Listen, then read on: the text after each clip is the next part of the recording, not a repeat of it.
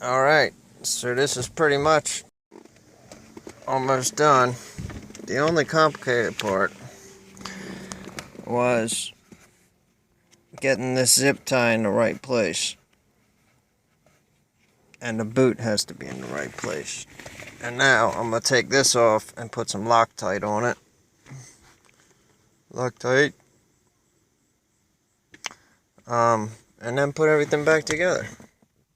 That guy, the center, I think that's pretty good though. Pretty rad. But this is threaded, the bottom piece is threaded.